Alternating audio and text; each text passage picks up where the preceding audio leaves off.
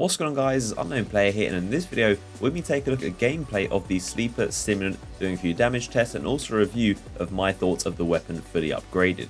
The Sleeper Simulant is finally here and it's without a doubt the most sought after weapon in the history of Destiny, but it does live up to the hype and I'm going to be answering that in this video. So once you complete the bulk of the quest steps to obtain this thing, Banshee makes you wait a day. You simply have to complete a hard version of the Saber Strike and boom, there you are, you're given the Sleeper Simulant as a reward at 290 attack. If you don't know the steps prior to this, then don't worry, I've made a separate quick video detailing all the steps you need to do to get the quest and also complete it, and that video will be linked in the description if you are interested in watching that and finding out how to get this weapon. So here we have the Sleeper Simulant itself. You're given this weapon at 290 attack, but I have since infused mine to 294, and here are the perks real quick. The first one is the main one and it's called Sleeper Simulant. This means the weapon shoots a laser that tears through enemies and ricochets once off hard surfaces. Then we have CQB Ballistics, Smooth Ballistics and Hipfire, and the three choices are Speed Reload, Custom Optics or Injection Mold, which I've personally gone for. And the final perk is Activate Icolos. This allows you to have the laser ricochet multiple times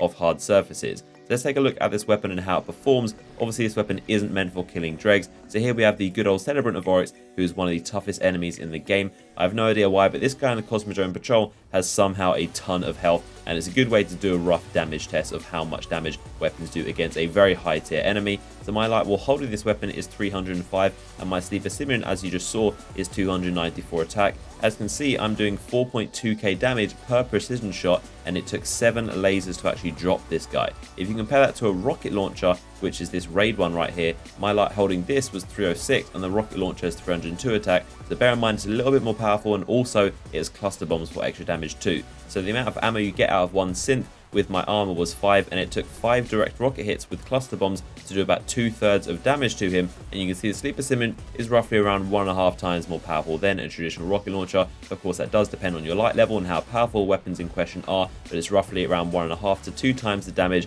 of a traditional rocket when you take into account the light differences. So overall damage wise it is very good, it does do a good amount of damage, but it isn't anything insane like the Yalahorn was. Plus the Yalahorn was obviously a rocket, so it could do blast radius which affected multiple enemies. The Sleeper Simulant on the other hand can only damage one enemy. However, it does have ricochet rounds which do have the chance to bounce off a hard surface and damage an enemy one more time for the same amount of damage, but as it turns out the ricochet rounds aren't really too useful and they don't really activate all too much or end up hitting an enemy. They tend to just kind of bounce off and just fade away eventually. I wish the ricochet rounds did have some kind of tracking. That would make this weapon really interesting. In certain rooms and environments that would mean this weapon would be insane. If each laser bounced off a surface and hit a boss 3 or 4 times, that would make the Sleeper Simulant a really interesting weapon, because you could use it in small rooms and it would be more effective, but if you're fighting a boss in an outside open area it wouldn't be as effective because it wouldn't have as many surfaces to be able to bounce off. So I feel like all in all the ricochet rounds aren't really as useful as they should be. They're kind of wasted. The raw damage is very impressive of this weapon,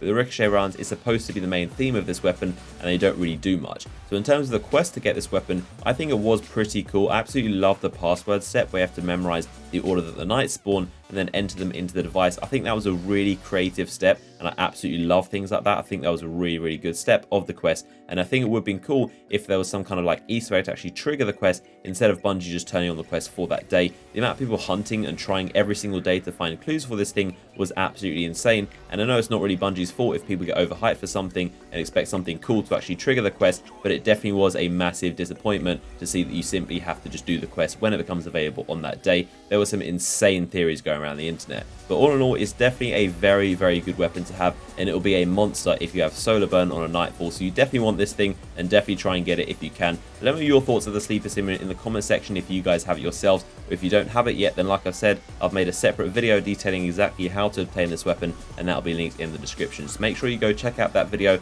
and I hope you guys enjoyed the video. Give it a thumbs up if you did, and I'll see you guys in the next one.